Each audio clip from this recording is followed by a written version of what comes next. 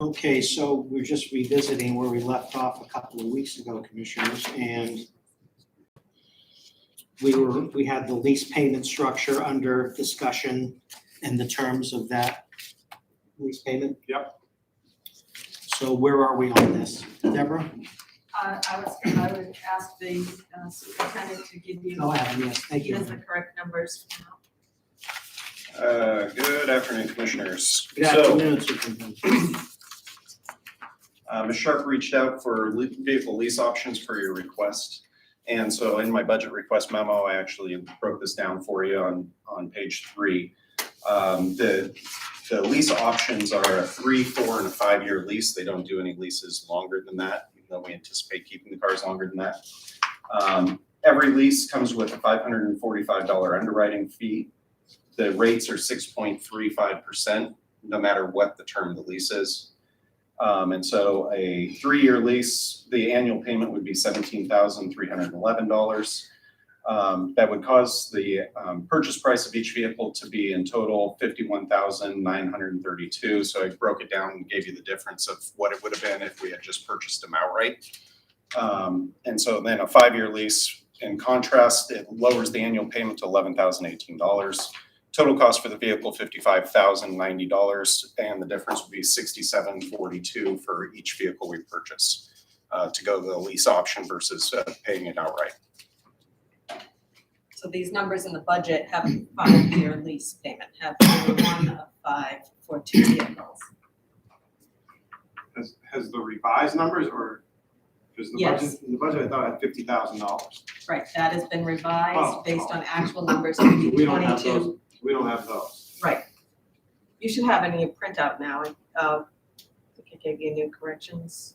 No, you're not, 'cause unless you put my notes. No, I did not on your- put your, I on did your not new- rewrite your on your notes. new copies. in I'm your thinking that this is not a new sheet. Why not? That'd be very efficient. Right? Oh, boy. Certainly would have been. I would have been concerned if the writing matched too, though.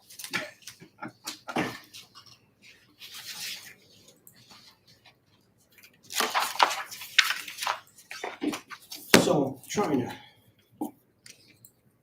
determine here, commissioners, what the total outlay isn't changed, it's just a question of the length of time for the repayment. In terms, Deborah, of writing the budget and projecting it over 5 years, is it a better bookkeeping practice to go with the shorter term?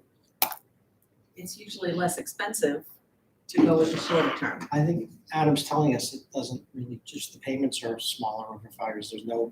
There's no net savings in going to a shorter term. Yes, there is actually. Oh, there is. Yeah, so if you go with a 5-year lease, it will cost $67.42 over the cost of the actual purchase price of the vehicle. And if you go with a 3-year lease, the financing fee essentially is $35.84. So yeah, just $2,200. I mean, I'd be inclined to go with the shorter term, the 3-year term, as opposed to 4 and 5-year term. And then revisit where the fleet is at in 2024, 2025, whatever it turns over. Whatever. But these vehicles are not they're gonna last much longer than 5 years, correct? Correct. That's our anticipated is we're gonna get a good 7 years easily out of them. Probably longer, given our past history. So looking at the lease payments that they've pulled together, so to go 5 years, to go 2 additional years only increases the total overall cost by $3,000. So I'd be more inclined to extend the payments out a little bit further. Keeps the annual cost a little bit lower. Not a lot, but certainly keeps it lower as well as it lines. In essence, the payments, cost of those vehicles a little bit more in line with the useful life. I will certainly go with majority. Hunter, I can go either way here. I mean, do you have an opinion? My feeling on I this, think it's 6 to 1, half of this. well, normally, normally would go in short periods. But we're going to have a significant increase in the amount of taxes that have to be going. And in an effort to keep that as trim as we can keep it, I mean, we have faced with a choice like this, we got to go with the lower amount. All right, why don't we do that then? Okay. Let's go 5 years. That's what's in So there. that's what you're gonna- Okay, We'll go 5. So you have, that was all the information you had requested from the superintendent on his budget. Questions for him now.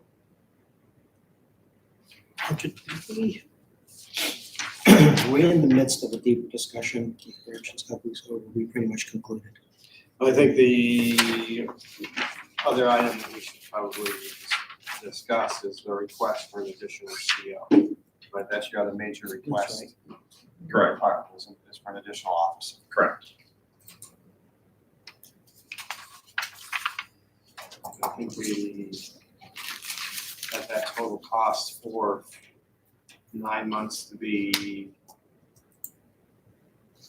roughly 50 to 60,000. Is that looking at Lori and So, if you don't mind, I can probably answer this for you. So in my budget request memo that was requested by the commissioners, on page 2, it's the first section of new requests. I kind of outlined the need for the position. Basically, to recap, we have 60 hours a week of staffing that is scheduled part-time staff. That's because we don't have enough full-time staff to actually fill 60 hours of our schedule. And so this request is to take 40 hours of that and make that a full-time position so that we have the full-time staff. For this upcoming year, the anticipated hire date of April 1st, 2022, cost of the position would be $60,113 to have that officer start. That cost of that position, that's the wages, tax, retirement, and assuming a full family plan, health plan. So it could be lower than that, given if they go with a lower, like a single person, or they opt off of the health plan. That additional full-time position, we already offset in the part-time wage line, and the commissioners made that reduction of 40,000. So of the 60,000, we reduced the part-time wage line 40,000. Adam, presently as of today, how many inmates do we have in the jail? We had 70 this morning. And the total capacity is? So the total capacity, you have to kind of think of in 2 parts. So the jail holds 144 people. However, half of the beds are designated for minimum security treatment, those types, because of the new community corrections center and the construction of that building. So the problem we are currently having is that even though we have what appears to be half capacity, we're full on the secure portion of the facility. So of those 70, actually I'm gonna look at Jamie real quick here. What is our? Roughly 80% of our population is pretrial. And we've been fluctuating, we've been as much as over 90% of our population. So 90% of those 70 people are on that side, and we've the secure portion of the facility, which puts us with only 2 or 3 beds available, which has actually caused quite a problem. So, so yes, half capacity, full on the secure side of our facility until that starts to balance out with sentences and people being moved through the process. Deborah, we have decided to at least go before the delegation, request 2 additional attorneys for the county attorney's office, ostensibly to clear the backlog that's accumulated over the last 18 months. And I believe him. So if he clears cases, is there potential for the jail late winter, early spring to be inundated with as many as 20 or 30 inmates? So Adam could balloon from 70 right now to 100 next April or May, in which case it would be, I think, more than enough justification for his request. Yes, that's Commissioners, certainly true. your thoughts? on this request. I don't disagree. I think we should grant the request. I don't disagree. So I think Deborah will go before the delegation and request that Adam receive the additional CO for 2022. Okay, And do you want to,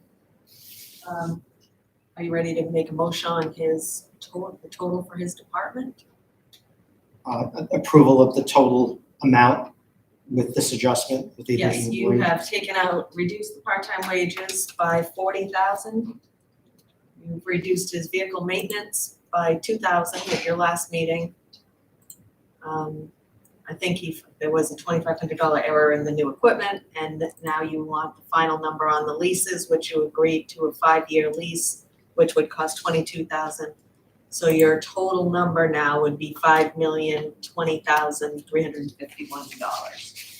I will make that motion to approve those numbers and if there's a second, Second.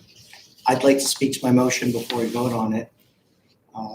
Looking ahead to next year, this might be a very prudent move to help corrections to the extent that, as I stated earlier, with the case clearing we anticipate in the county attorney's office, it could get much busier at the jail for 2022.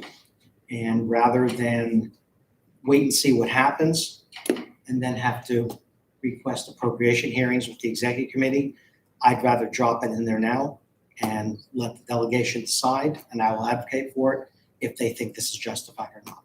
All in favor of the motion? Aye. Aye. Aye, the motion carries. It's unanimous. Adam, thank you. Thank you, Commissioner. Before you escape. Yes, sir. just hang on a second. No, Escape. So looking at your medical services table here, because I know, I think I was probably going to ask you about that. You requested Yeah. to draw those numbers out of the previous budget. And do we have any way of projecting what the 2020 actuals would be for 2022, right? So as I look at this, I can hear the pushback that we may get, right? Say, well, you outsourced your medical services and it's now gonna cost you 2022 $140,000 more than what we actually spent. And this was brought to the commission and we agreed upon it for a couple of reasons. One of them, there was a savings at that point, but we also recognized that there was an improvement of service that was going to be delivered for that. So I just want to make sure that we're prepared to be able to speak to that should it be asked. So what I've provided for you here is, as you know, the prime care contract, the prime care contract costs $752,000. That's for all of our medical services. Okay. So that's what that's Okay. what this year's budget request is for the prime care contract. What I've given you in the chart here is what our 2020 actuals were. Yep. I've given you the 2021 delegation budget. Yep. And then I've given you what the 2022 budget would have been had we not had prime You care. answered my question before I asked it, and maybe I should have read the verbiage. It's okay. And so if you see that all the medical services, if I had pulled them out and put them into one budget line this year, we would have been requesting nearly $900,000 for that $752,000 contract. And largely that's based upon the increase of wages. It's, the increase of supplies and to be perfectly frank, I probably, and we had this discussion when I was pulling this together, is what I think it would be and maybe a best case scenario. And this leans more towards a best case scenario budget. And it could have been I could have projected as high as 950. It really depends on what type of inmates we have come through. And I can tell you, we've had some very significant mental illness issues come through that had the county been picking up those bills, those would have been some very significant bills. We've had some very significant medical issues come through. And with these extended periods of time, these bills are not getting any cheaper. In fact, they're getting very significant. So Yeah, so that 2022 projected budget would have been what I would have requested on those budget line items. I understand. And then I gave you kind of which line items you're looking at there and where all that's included. So nursing staff is over 6 different line items in the old budget. In the new budget, it's all under that one contracted services. Thank you. Yep, no problem. So Adam, when you go before the delegation, present the budget with the board, please be sure to touch on what you and Glenn just discussed in terms of allaying their concerns about that particular line item. Yep. Thank you. Sheriff Wright, how are you? Not bad, and you? Well, too. So you should have in your books there's a cover letter from every department in the front as the first item under their department total. And then you should have new printouts, especially for this department.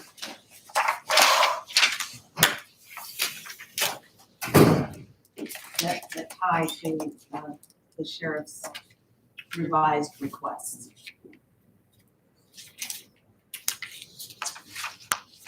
So after our last meeting, I went ahead and relooked at my budget. I sat down with my supervisors and we kind of revised some of the numbers that were in there and some of the requests. My ambition sometimes is gets a little better of me. But of course, I also look at what I can do to provide better services for our community. So there's a few areas in here that have changed significantly. The court security portion, I believe that. So I'm actually asking, for the revenue portion of this, 252,750 is more of a true number as to what we believe. So right now, I was on the expense side of the house, I was looking at increasing the expense to 414,000 and some change. And of course, I know it's a little further down. And the reasoning behind it is because we're actually going to run 2 judges 2 weeks out of the month, which require more bailiffs or deputies to be down there. So that would, of course, if we're going to increase the expense side of it, we would naturally increase the revenue side of it because that's what we'll be billing out. So you can see that, again, that's why there's a request for a little more in that. And if they don't get 2 judges or it takes them longer, then obviously the expense is going to be less than the revenue. Correct. So they So should be a correlation between. yes, it should always correlate. And as long as, again, because I've asked, and again, it starts here at the commission, for the bailiffs, deputies down there to be paid at $150 a day versus the $120 reimbursement rate, which again, that increases our expense, where the revenue side would not make that up. There is currently I do have to let you know that there is an LSR right now that's being introduced. It's to make the custody and control of an inmate or a person at the courthouse to be consistent with the perimeter and security. So right now we're billing the state $65 a day to have 3 of our personnel work with custody and control for every court day that's working.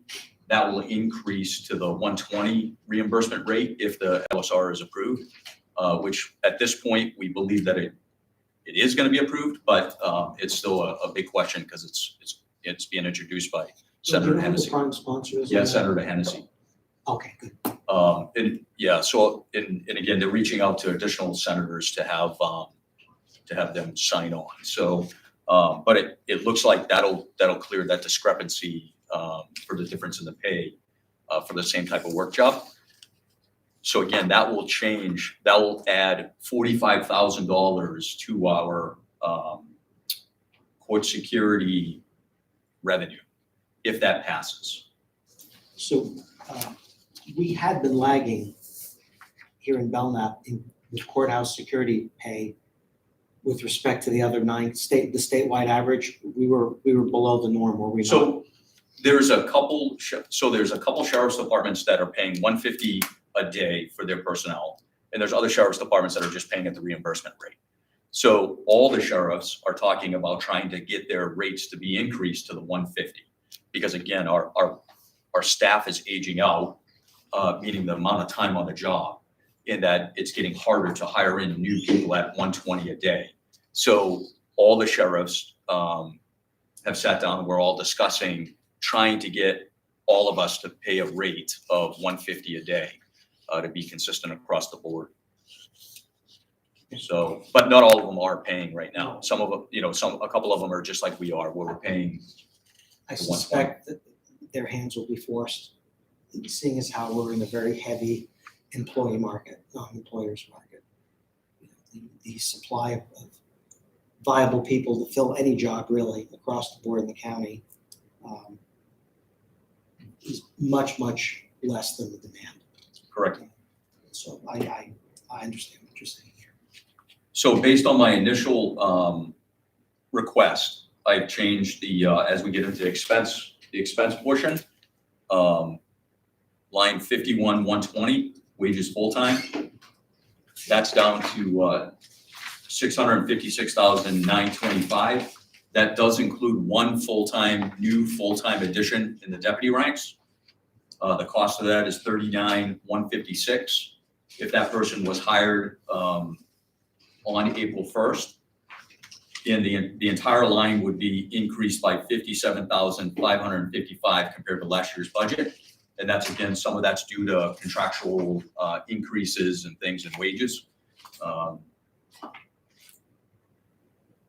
And I believe it's $18,399 is actually the cost of the union pay raise increases.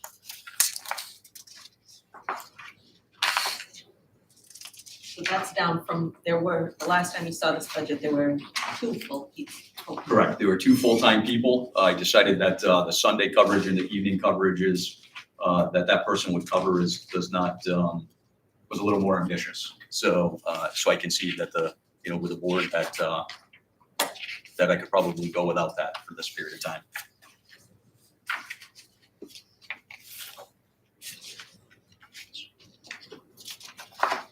Part-time wages, that's, What was the original request?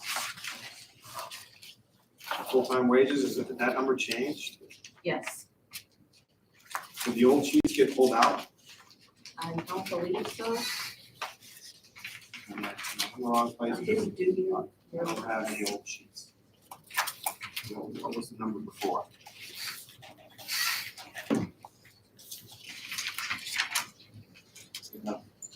The Department of Correction sheets for the sheriffs, but I don't think that's what it's supposed to be. I'm not kidding. I can give you the old full-time wage number. Yeah. It was 696,07, it was probably 696,080. Which one is this? That's when the sheriff was here last time, that was the full-time wage. Okay. All of the sheriff stuff is now gone from my book. All the unit sheets that had detailed descriptions in it, You don't have any news sheets in there now? not for the sheriff's department. I do have Department of Corrections in the sheriff's department. I just want to point out, I did not have access to your booklet. I didn't, And I'll just point out that I've been paying also. I I won't point out anything, I'll just get you the sheet. don't have the old sheets. These are all Yeah, can you make some copies of that? for everybody. Thanks, Joe. Three of them. I have the old estimated revenue sheet. Yeah, I have the old estimated revenue sheet, and then that's all I got. Yeah. Then I have new Excel I sheets, have my regular accounting manager, she's been doing things on the. Excel sheets, and then I don't have anything else. So, Yes. Yeah, can you just go? Just through this the one? ones? Yes, please. sorry, Bill. That's okay. So your new request for full-time is, what I hear, is roughly $40,000 less than what the original was for, is that? Yes, that is true. Yep. Explain that to me, just because I think I was flipping through the book trying to find pages while you were explaining what, and I apologize. That's I was okay. not- I was not paying Which part, attention. do you want me to re-explain what it is that I'm requesting or why? Well, I guess just a different, so what's the reduction of the 40,000 from the original request when we met on Saturday? Okay, to so this there- number? Again, You had 2 full-time. yeah, I had requested 2 full-time people, one that I was gonna designate to do warrants and one I was gonna designate to work Sundays and then the evening shifts that were not already covered by the deputy that's doing evenings. Okay. And as a result of that, again, I listened to what the commission had said Yeah. in that the budget was looking pretty sharp. So I decided that, again, with the input of my staff, that we do not have to go with a full-time deputy to do the Sunday and then the other evening shifts. Okay. Now, we do think that it's a really good idea to go with a second deputy to be assigned to warrants, Gotcha. to support the warrant person. So that's a positive. Okay. So that's why So that- I am requesting one additional person to be added to my staff this year to be budgeted, and that's 39,156 if we hire them effective April 1st. Gotcha. Now I understand. So I would see the justification for your request of an additional full-time sheriff if he's gonna be designated to warrants. So the warrant, they work on a 2-man team now rather than Yes. one. From a security standpoint, it's certainly strikes me as being considerably safer. Correct. And I think that when you go before the delegation, it might be helpful to point that out. It would just be nice to have those 2 people designated to do that work Warrants alone. only. Correct. So is that kind of the plan? I know we had talked, I mean, I think you and I, kind of had great length on that Saturday about the addition of like 120 additional Correct. labor hours. We're at an additional 80 hours. So is the plan like, in essence, that 80 hours is, hey, that's gonna supplement our warrant service that we're gonna have 2 deputies, maybe not on every service, but as many as we can.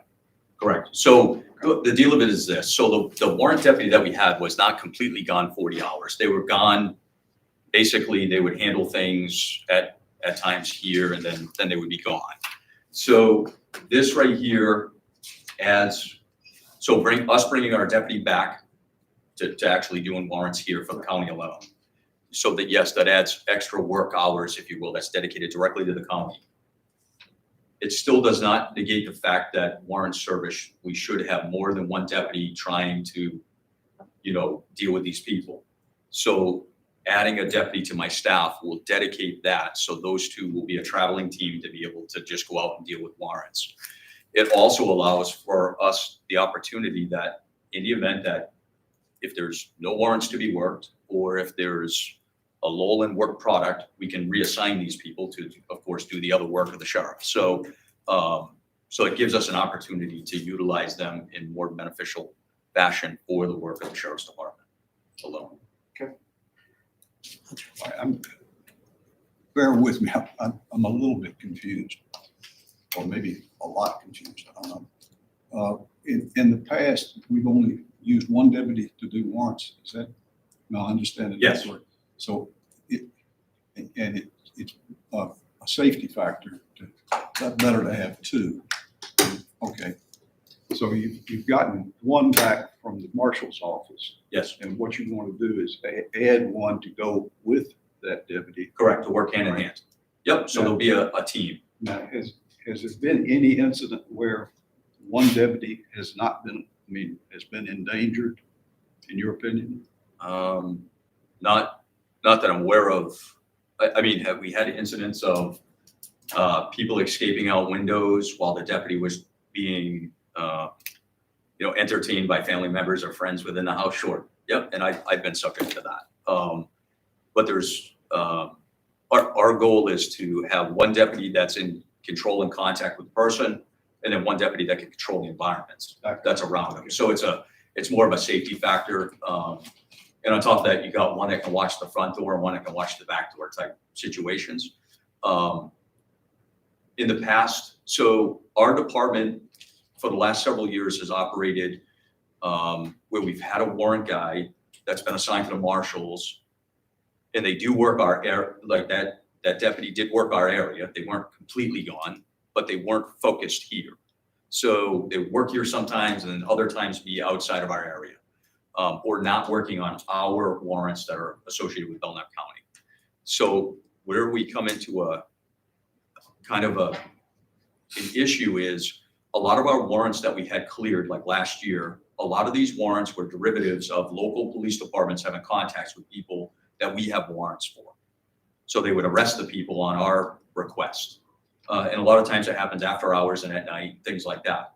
So we didn't have somebody actively out knocking on doors trying to find people on the 400 active warrants that we have with our office. So bringing that person back to our office saying, you're now like working here, your job is to go and knock on doors and find people. So every minute of that 40 hours should be working on our warrants derived out of the Belknap County location here. So having a second person assigned to them would give them the benefit of being able to go knock on doors without having to disrupt local police departments to try to get additional help. And these are, and of course, anything that's significant, that poses a significant security risk. So these are the violent felonies or the violent related people that we know when they do a risk assessment. Then, of course, we'll call in more personnel, which would be your local departments, and even some of our own deputies would go and try to help with the warrant service. But for a lot of the warrants that we have, and the ones that were non-qualifying for the Marshal Service, which I think last year they had just over 60 warrants out of the 400 that we had that were qualifying warrants that the Marshal Service would send a team up to help, us capture these people. We need those other 340 to be worked on by somebody here because the percentages just weren't worth our investment at that time. So this will give us an opportunity to have 2 people working warrants in a safe fashion, and it's just, it creates a better work environment for that one deputy that was, working warrants by themselves, because it can get hairy at times. And I can tell you straight up that a lot of our civil warrants that we serve, we tend to have the most amount of fight with people with the civil warrants. They just don't want to adhere to the court rulings and things. So, and they're all monetary related. So it all has to do with fees and fines. So they tend to know that if they don't have the money to pay it and a warrant comes out, that they're probably going to jail for that. Or somebody with a criminal warrant, they get in front of a judge within 24 hours and they're released. So, so that's the reasoning behind wanting an additional body, is to be able to support that function for safety. And of course, so we can start clearing out warrants and keeping that, so we don't have a backlog of warrants. I think it's important that you be able to explain that to the delegation. I mean, in a way, I now understand, I think I understand what you told me, and it makes sense. Be ready to give that same explanation. Again, we prioritize. So if there's a sexual predator that's out there and we have a warrant, we'll get every single deputy to clear their slate and we'll go out and hunt this person. I mean, that does happen, but the practicality of our entire department trying to coordinate 400 active warrant searches, it's not efficient for our department to do that. So that's why we have specialized people doing it. And these people are also the ones that deal with our extraditions. So they're the ones that email back and forth and all that stuff. So that's their job, is to set up the extradition. So when we got to go to other states and they coordinate with other district attorneys, county attorneys' offices, and all that stuff. So I'm right that the best practice is in any warrant service, it's better to have 2 officers. absolutely. Yeah, and I mean, And again, we're one of the only counties that's serving warrants that with a single person. only using one. And I do ask these questions with the Sheriff's Association meetings. So I think that's important that be conveyed. and again, I'm not trying to keep up with other counties. Rock County has 6 warrant deputies. We don't need that many, but I'd like that many, but we don't have that. We don't have a need for that. So But you want to have best practices as Exactly. far as what you're doing. absolutely. And if one becomes injured, at least one can still call on the radio and we can get help. So again, it's a safety factor. Does that answer your question, Commissioner Warren? Yes. Keep talking. Is there, so you want me to keep moving on? Please. Okay. The other area was part-time wages. So part-time wages, even though that I did make a request for an increase over last year's, it was a decrease of over $20,000 from my previous request. So right now I'm requesting 84,740. And again, I listened to what Commissioner Waring was talking about with manpower hours and conceding to that. I agree that I could pare back some of this, but there were some hours that were not accounted for this year, 2021, that I want to be able to capture in next year's budget. And that amount of money would replace that and make us whole, so I can have the 5 members that are associated with the special operations team to be able to train at least twice a month, like they need to maintain their certifications. And it also allows me to maintain my 5-day-a-week part-time deputy positions that we have. Again, we have 3 part-timers that fill 40 hours. And it still leaves enough money for me to be able to, it leaves actually 230 hours at the average rate of about $21.66 an hour for us in the event of call-outs, hospital stays, or any other required duties that we need them to do. So again, it's flexibility in that. And I do rely on my part-timers because I have very few full-timers. So their involvement is necessary in order for me not to burn my staff out. Any questions as it relates to that line? Still seems high. Right now, It still seems high compared to the 2021 budget. Right, and so as you made the case when we met on Saturday, right, so you wanted the 62,000 to remain, and then you wanted on top of that for the special operations group as well as some other stuff. yep, I'd asked for 42. And so our discussion was around the addition of the 80 hours of additional time, and whether it's going to or it should reduce the need for part-time deputies to cover open shifts, I will say. So I guess I would be thinking that if the $20,000, which I think is the number that you had mentioned was for the special operations group, Correct. that we would be $20,000 plus some number would still not necessarily be $20,000 more than what our budget was for 21. Right, so I believe in the 62,000 of the 21, there should be some operational savings by adding 80 hours of additional labor staff. I would agree with that, except for the specific job functions that they do. They're not supplementing the additional work product that the part-timers would be doing. So these part-time positions are for call-outs and for situations that are above and beyond your normal 8-hour day that we would normally be covering. So the addition of the new full-time person, that would be specific to warrant service. Mm-hmm. So they would be predominantly doing their job Monday through Friday, working warrants. When we utilize our part-time personnel, are typically outside of the 3 permanent people that we have. These are specific to call-outs. Okay. So anytime that we have anything that's above and beyond our normal shifts, or if a deputy goes on vacation, we can backfill some of those hours with one of these part-time people that we have never backfilled. Traditionally, our office has never backfilled when our full-time people go on vacation or what have you. But what we're starting to see, and again, with the mindset that our court is about ready to open up and to have additional judges, we're going to start doing more transports and things like that. Each deputy has at least 3 weeks of vacation that they're due every year for the amount of years that they're there. So I start taking that into account, and that we're going to hire in more people to actually backfill. So instead of always running a skeleton crew, we're actually going to continue to function forward. And that's the reasoning for that additional funds. Okay. Thank you. What's that? The increase in Oh training. yeah, there's also an increase in training. So we have additional 24 hours of training that's required through police standards and training and through the LEAC commission. So those hours automatically are basically written off because those are non-productive work hours because they're required training. So, and that came out this year, effective this year. So those are also additional things that we did include in here.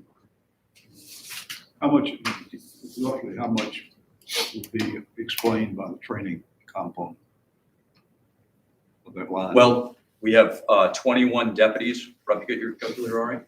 So we have 21 part-time deputies.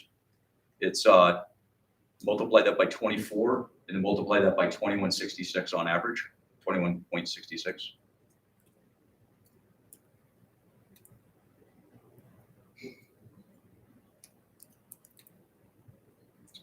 About $6,500.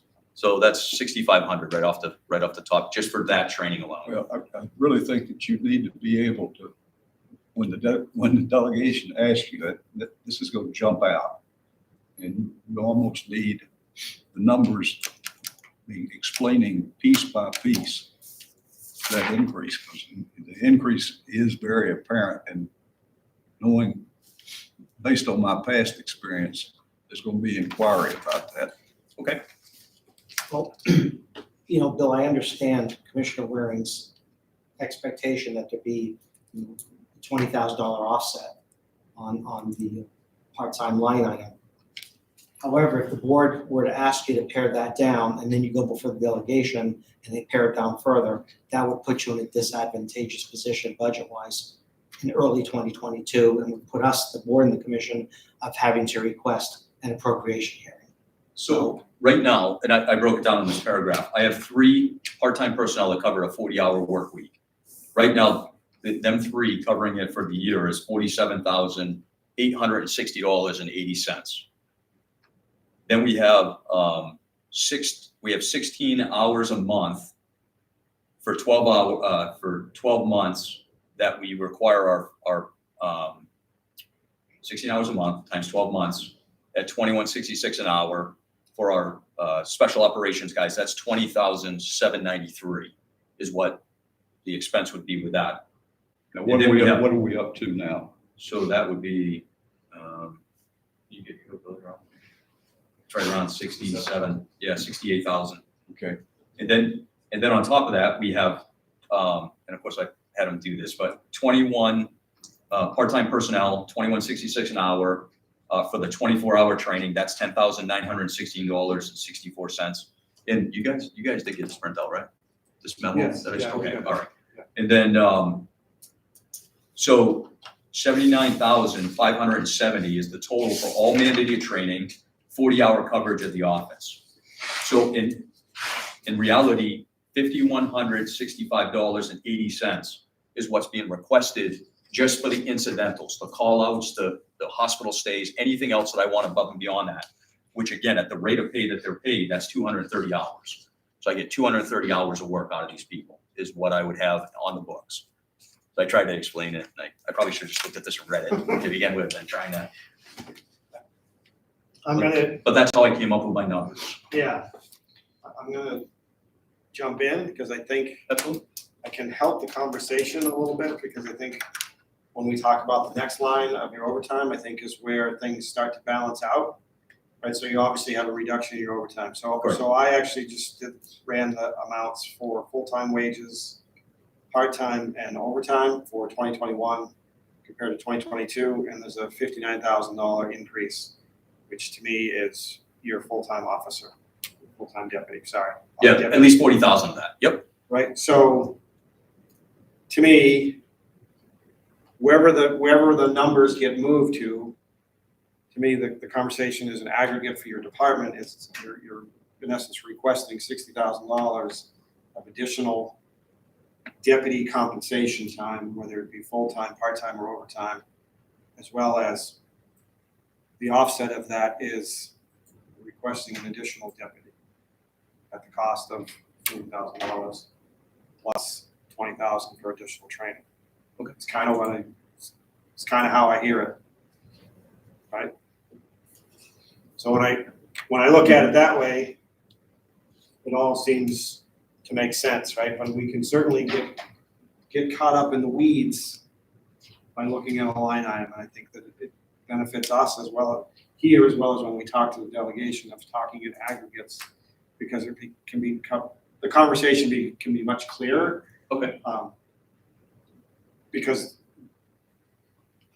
right, just the same as we got caught up, or I got caught up in the part-time line, anybody else is gonna very reasonably believe that have the same outcome. Okay. It's a simpler way to look at it, Glenn. Right. It's more easily explained that way. Right. And particularly, we're a three-member board. He's gonna present before an 18-member board. So, yeah, I think I would take that under advisement. And we probably need to remind you also to have a ready explanation, which you've made to us, as to what you're going to do with the deputy newly released from the Marshal's Department with those 40 hours, those 40 man hours. Okay. How are you going to best apply that for efficiency? We take what you're saying at face value, that you keep your people busy. Right. That case will have to be made after the turn of the calendar, obviously. So Okay. I know you'll be prepared. If I'm right, and tell me if I am, I mean, when somebody focuses on that big increase in the part-time wages, the only way to really understand that is right then and there. They need to take into account multiple lines.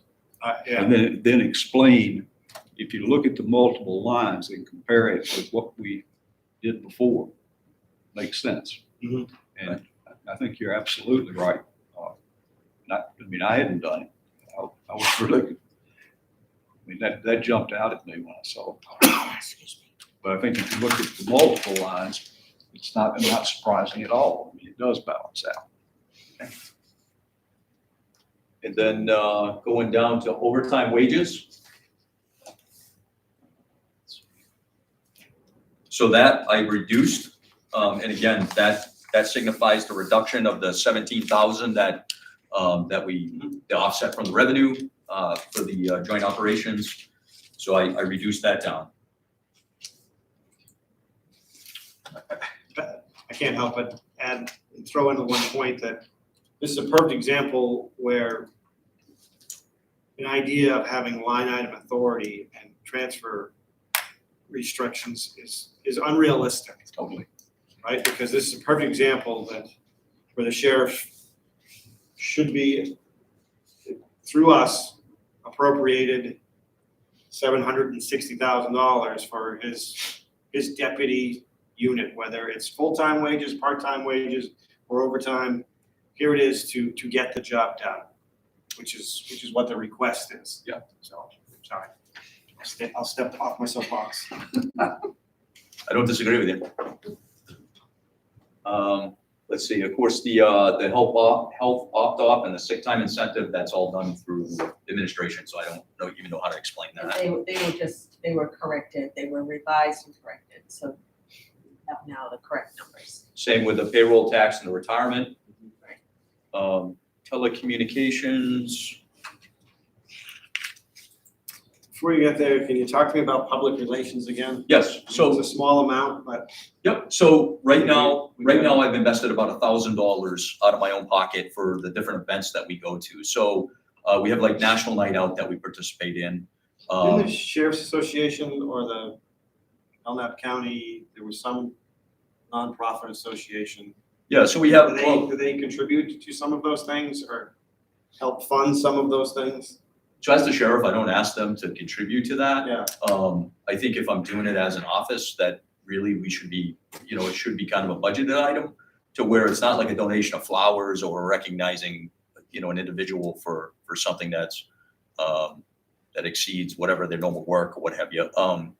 So I've never asked the Relief Association, the Sheriff's Office Relief Association, I've never asked them for any money or reimbursement, or I've never asked anybody for reimbursement, because I want our department to be part of the community, and part of that reintroduction is to be part. So I've been digging into my own pocket, and unlike other departments, and again, I talk to other departments and say, how are you all funding your activities? But, buying the hot dogs and the candy that you throw out at people, and how do you build your floats and all that, and they all have lines in their budget. So that's why I'm asking for that, as well as like I was talking about the coins that we have made up for our office.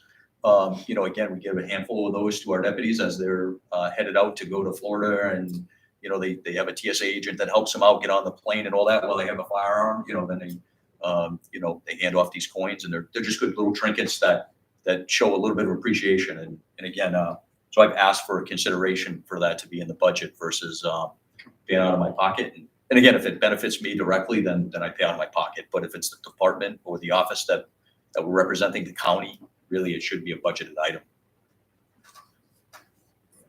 In 2000 was, again, I have nothing to base that on. I just looked at what I spent and what we could do. Well, you do in the sense that, you told us that you paid roughly $1,000 out of pocket, and you felt that there are additional avenues where another $1,000 would be well spent in that endeavor. Sure. To burnish the image of the sheriff's And a department. perfect example is we're entering our, we're gonna enter one of our vehicles into the Laconia Parade. That's in the Laconia Parade, there's a small fee to that, it's like $20. We're purchasing a Christmas tree down for down at the mill building, the festival of whatever, lights. Yeah, so, we're doing that. And again, that's $55.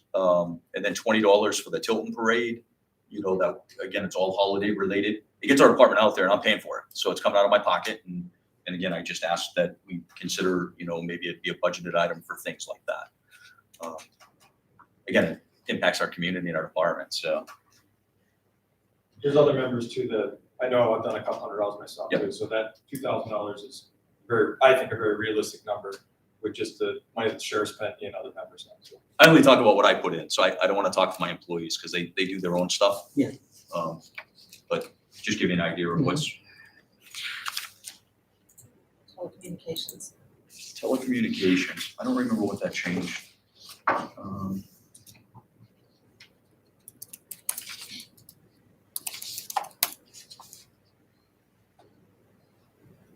So I put in here that our telecommunications increased by 3163, and that part of that is an increase of $39.99 a month for 3 mobile data terminal units, which is $959.76. And again, that's so we have 3 vehicles that are covered with the mobile data terminals. Right now we have 2. We want to, of course, increase that to the 3rd one. And that's the reason why it got increased. So this wasn't for the 3 additional cruisers, for the 3 additional officers that you're asking for originally. Right? Originally you were asking for 3 So we cruisers. have 3 right now. MPTs. I think it's added on to the 3 because the new cars, we're going to put the MPTs in the new cars. Yes, so I have it listed out here. So if you look below that line, it says currently funded activities. And towards the bottom, it says that, so right now we have mobile data terminal connections. We have 3 of them. So I want to add 2 more additional, which is the $959.76 To our existing cruisers, to ours. your existing fleet. No, it would be the new cars, because that's an additional fee. Like that's like Verizon charges us monthly for the access. So the computers themselves and the stands will be financed through the vehicle lease line, but the service to the data is separate. So that's a separate billable thing. So it's a monthly contract. So that would be the $959.76. I know I just lost you. Yeah, you did, because on the back here you have 2 additional, but on the front you have $39.99 times 3 units. So I'm getting confused between 2 and 3. Right now we have 3 units that are currently working, and we want to add 3 more. Because that would be in the new cars, so that would be the new build. I misunderstood too. Okay, but does your note right here not say add 2 additional? So you got mobile data terminal I'm connection sorry, 3. that 959, sorry, I messed that up. I meant to put that cell phone additions. So really, that's for the cell phone. So that would be 1 more phone for our part-time, for our number 10 car. That would put a cell phone in there. And then that would be another cell phone for the new hire deputy. I'm sorry, I should have explained that So better. it's a net addition of 2 cell phones. Correct. Make a note of that. And then, of course, and the 3 additional new Okay, MDT cars, if you will. So the new computers that we would have in the cars will have internet access. So in essence, we have 5 new cellular devices being added to the sheriff's department monthly charge.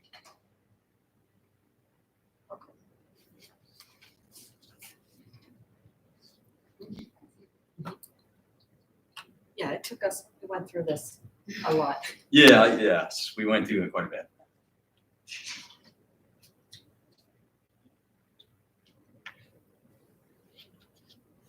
So the 3 MDTs are for 2 new cruisers and 1 existing cruiser. So we have 3 mobile data, so we have 3 cars that we already paid for mobile data terminal processes. Right, that are in the fleet now. Yes, and then we're gonna add 3 more. In the event that we get 3 new cars, we'll add 3 more mobile data terminals, so that'll be a total of 6 mobile data terminals. Okay, so let's jump to the vehicles. So you're requesting 3, with 1 each for the new officers, One for One one new existing officer. officer. Yep, and 1 for the new officer. correct. And then a 3rd vehicle, Will be one of the replacements of the Replacement, current okay. 15, yes. I think. So instead of replacing 4 2015s, we'll be adding 1 new one to the fleet. We'll be adding, technically, we'll be adding, yes, 2 more to the fleet, because we have Right. not sponsored our deputy that was assigned to the marshals. We have not sponsored a vehicle for him. Right. Even though we have a car 11 that we have that's a spare car, and that would be the one that he would come and take if he needed to go and do a transport somewhere. Because it was an uncaged car that he was assigned to the marshals. So you've been driving the van then? I have not been driving the van yet, so we have 12 if you include the van. So the van has very minimal use. Because again, we're trying to preserve that as long as we can. So it gets very little use. And if we have something going on, if we had something going on today, I would give up my car to the deputy and I would take the van. Because again, my miles traveled are far less than theirs.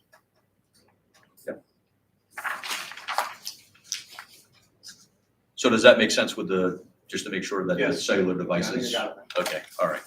I want to make sure I got it clear too, that I'm not misrepresenting, because I don't want that. Oh, yes, so contracted services. So this is another one of those lines that has a tendency of, it seems like every year we change something from contracted services into software support into, another line. So this, unfortunately, this line right here is a little more difficult to pinpoint as what we did last year versus the year prior versus the year prior, because things did get moved from line to line. And I made sure that I listed out in this memo exactly where the money was going. And in this particular case, it was an increase of $12,680. And that was due to the TASER subscription, which was $11,040. And that's for 16 new TASER devices that are on that 5-year lease program. And of course, that takes care of all associated training cartridges, duty cartridges, and training. And additionally, $1,640 in radio communication tower rentals, the contractual rates of about 3%. And I did add $1,600 in there for anticipated Gilman Hill, which is the Meredith radio tower. Right now, we share a spot with Meredith PD, but if the radio communication people tell us that we need to separate in order to make our system work more efficient, then I've included that as anticipation. So, again, I look at it as if it got cut, I'm sure I could find $1,600 in my budget, but I prefer to have it in there and transparent. Software support. Again, this was an increase over last year. Part of that is because of Central Square, which is our IMC, went up in their rate. We also added Exacom to it, which is our, again, that was the midstream, where we got a bill midstream. Actually, our device broke down and we had to buy a new server halfway through the year. So when we made that purchase, and that was 2019, 2020, it came around and, no, it was 2020 we bought it. 2021, I got the bill midstream and I'm like, this should have been in the budget, but because it was overlooked, I'm asking for it to actually be in the budget this year as an added item rather than trying to find it somewhere in my budget. And again, the Casper device, that's the cellular body wire device that the drug team uses. And again, I'm asking for it to be funded this year. It was not last year. I'm asking for it this year. So that's the reasoning behind the increase.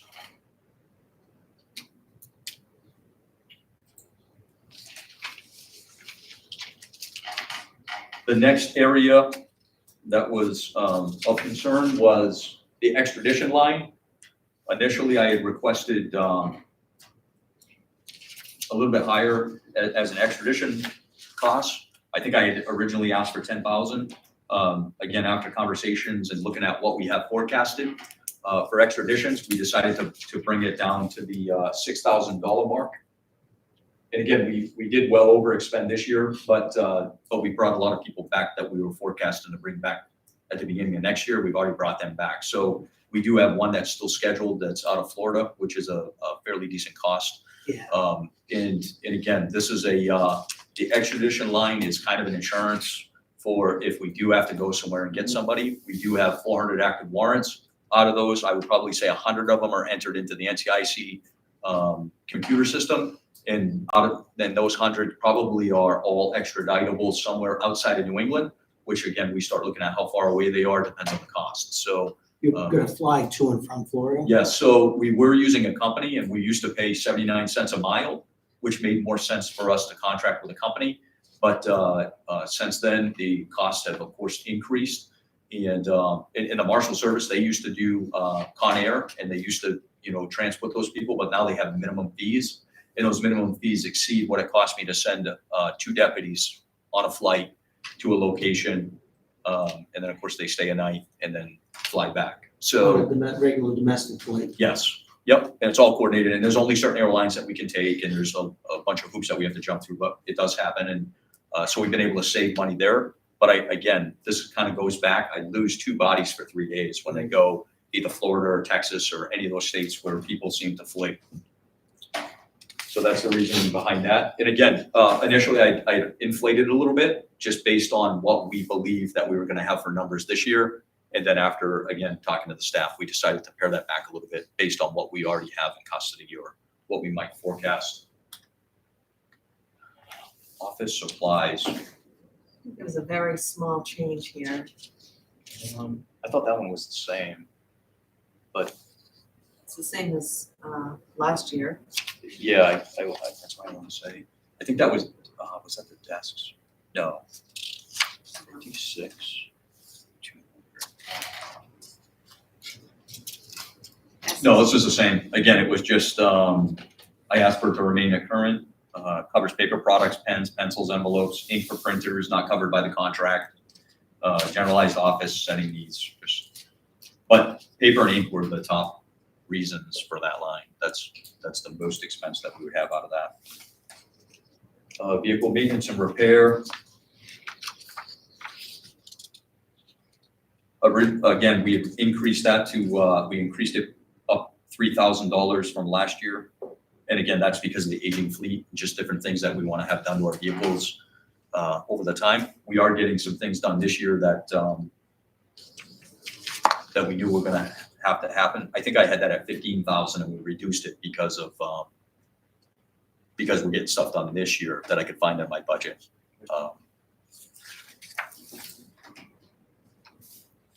The new equipment. Again, I'm looking at, that's a $2,900 increase compared to last year. Again, some of that is office desks and chairs for deputies' offices, as Commissioner Warren and I talked about last time.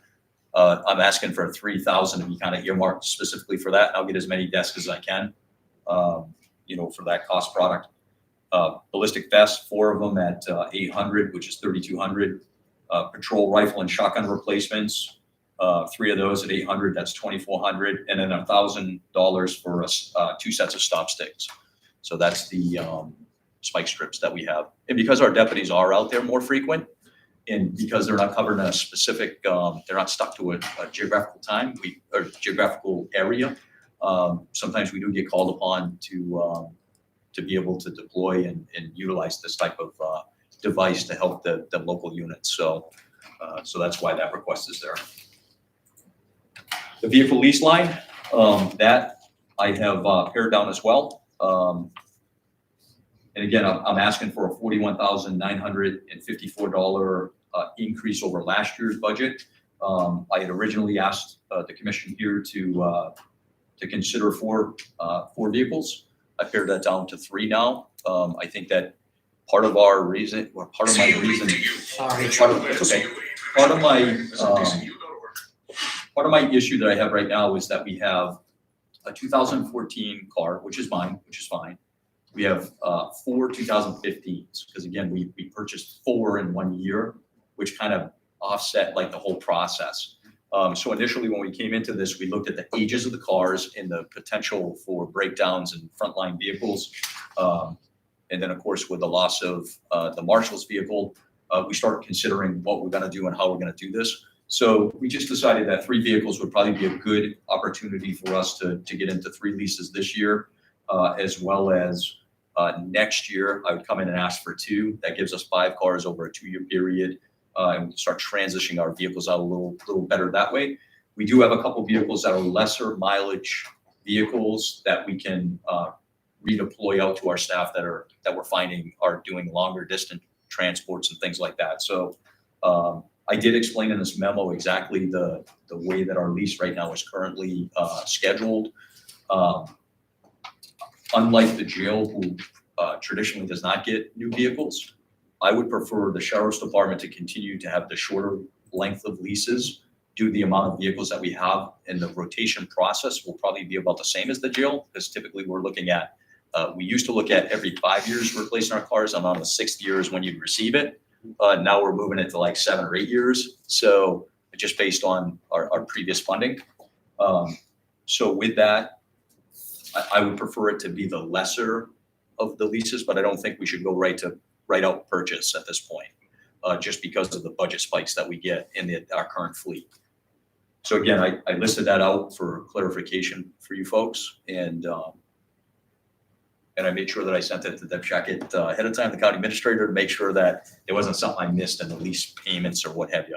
Because again, we had a couple cars that were 4-year lease payments, and it just kicks it makes it kind of disruptive, because then we have another year of payments for 4 cars, like it just turns into a mess. So we prefer not to do that if we don't have to. And again, we're at a point now, and we started this last year, where when we purchase a vehicle, we're actually purchasing it with all the new equipment already in it. So the lease that we're doing, it's a complete new car, from the lights to the radios to the cages to the push bumpers to everything. And we're finding that the cars are actually lasting longer. So because we're not using old equipment and having to, wires getting spliced and having to go back to the shop and all the problems that are associated with that, and the technology changes. So that's huge. This is updated. That's basically my budget. So there is I totaled it up to an increase of $515,891 over last year's budget Or it was for all before you rolled all my it. requests. And And so the sheriff's budget is at variance with the commissioner's numbers by about 160,000. Is it on the bottom line? The court security, I just left your old number, or the last number that was recommended, I didn't update. I was comfortable updating your numbers for all of his reductions, but not his increase. So that's the So, one again, thing the you need to huge consider. significant increase was that court security, which I understand, which again, the county does bear some of that burden if we were to fund at $150 a day per person, and then we increase our staffing down there. So Deborah, what is the annual cost of the increased court security? The difference that he's asking for now, So that's the Yes. only line. 157,210. Right, that's what I got, okay. 157, 210? Yeah. And that's a combination of increasing the daily rate to $30, additional $30 a day, as well as additional Staffing. staffing. Correct. Due to the needs of the court, that you have no control over whether, if they request, you must provide. Correct. And they don't even request. They just tell us, hey, we have this many trials, and then it's up to us to figure out what our manning is. And we have been running like a skeleton group, to the point where if I want the court supervisor to come up here for a quick supervisory meeting, he cannot, because he doesn't have the appropriate staffing down there to be able to be gone. And I said, well, that's problematic for me, especially if there was an event. At times, we have one person at the MAG, And if they're dealing with an angry person at the mag, then there's nobody to deal with the rest of the people coming in. With the increase of probation parole being in the building, and we have that increase of traffic flow in and out of there, as well as now that they're talking about two judges being in the building running, again, 100 days of 2 judges operating at one given time. That adds 2 people automatically to my staff just to be in the courtroom, not even to talk about any increase for 2 juries or 2, like it really does change the whole staffing process. And again, we can recoup some of the money, but we're not going to recoup it in whole. I can only hope that the LSR will make it through, that it'll become legislation that will recoup that extra, almost $60 to $55 a day for the 3 employees. That's 42,000 or 45,000 again, that will be added to that revenue line right away if that passes. Glenn, I can't object to the bump in court security payments because, first of all, wages are gonna, if they're not up already, they'll be up across the board for 2022. Inflation, everyone's looking to get more. With the paucity of employees, it's inevitable. Court security is something no one's really paying a lot of attention to who's working there and what they're getting paid. But if somebody gets hurt in the courtroom, then we'll hear about it, right? Oh, Hillsborough's paying $150, you're only paying $120? What's that all about? Don't you guys care about security? That's the way I see an issue like that. Hunter? I agree. Yeah, I agree wholeheartedly with that. I am in support of this increased number. I guess with one asterisk or condition that I would say is that come the end of FY 2022, whatever surplus is in that line, I would be anticipating to see at least that much of a surplus at the bottom, right? Because I'm hearing the argument that we're increasing the revenue because we think there's going to be a demand at the court, right? And so there'll be an offsetting revenue that will come along with this. Yes. But what I don't want to have is savings here because the court is not in session or didn't ramp up to the level that we anticipated, but then we expend elsewhere, right? And you and us as the commissioners have certainly the authority to do that, but I just want to make that as Agreed. as No, my position at this point. I am in support, but I certainly wouldn't want this to be ballooning the department. Correct. And that's just like our grant line. You don't see us, spending the grant Exactly. somewhere else, just because the money's there. It's the There's expectation. there's of the certain things, board correct. to Yes, see that surplus, if it does exist next December, is preserved. absolutely. And that's what I've tried to reflect in my budget so far is, this year I've tried to prove that I try to stay, inconsistent with the lines. Sometimes there's opportunities that we do take, like the IMC server project there that we're working on. That's a good opportunity. So we took some savings from other areas and, reintroduced it into that line as new equipment. But I think that's a whole community project, so that's a positive. But again, you're not going to see, and the chief deputy can attest to this because I do talk about this quite frequent, is we try to stay true to the lines.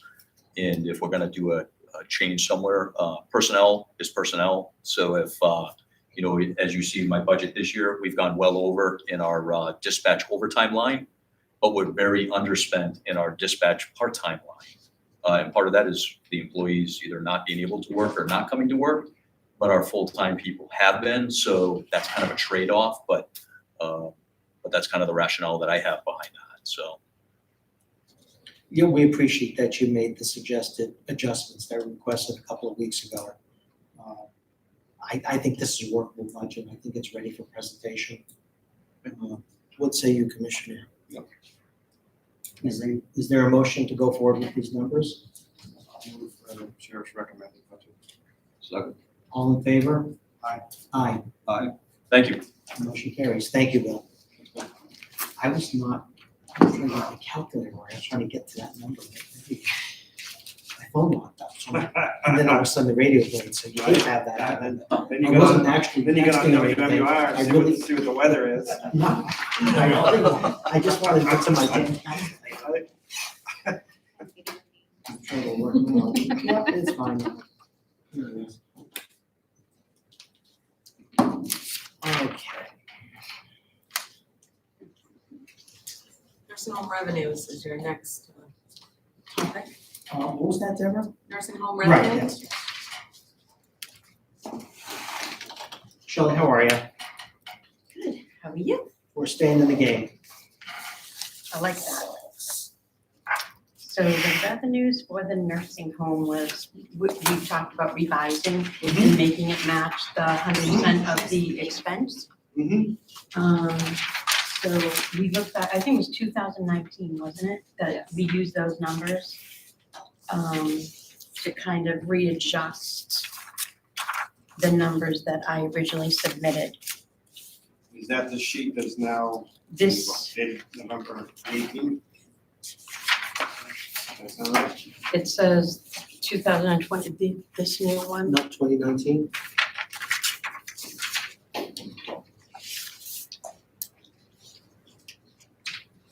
Do you have a total at the end? The nursing home is 10,696,000. Yes, Nice. Okay. that's the one. Got the right one. 10,696. So you can see where we've adjusted. The things that we do know, the pro share is gonna Where's be, the department and commission column? Why is there a department and commission column? The department is what was requested on Saturday. And you have asked that those numbers be revised to reflect 100% occupancy. I would still see that as a department's request, not ours, but Okay. I'm sorry, where are you? The way it's written in just as the, the heading, that's in the all. heading? Yeah, 'cause Okay. I'm seeing this is the nursing home department's request of revenues, recommended revenues. We're all in agreement, I Right? okay. So the expenses are still staying where they are. We didn't adjust anything there. The revenue, there's no new lines in the revenue budget. We did readjust them to reflect closer to what we would expect for a full occupancy rate. We know pro share, we're gonna get less than we normally do, have had in the past. I think we've gotten like 4 million. We're gonna be looking at 1.9 million. To have a better estimate. I don't think we're gonna get any CARES Act money funding. We are not gonna get any, anything in the pandemic testing or in the meal sales.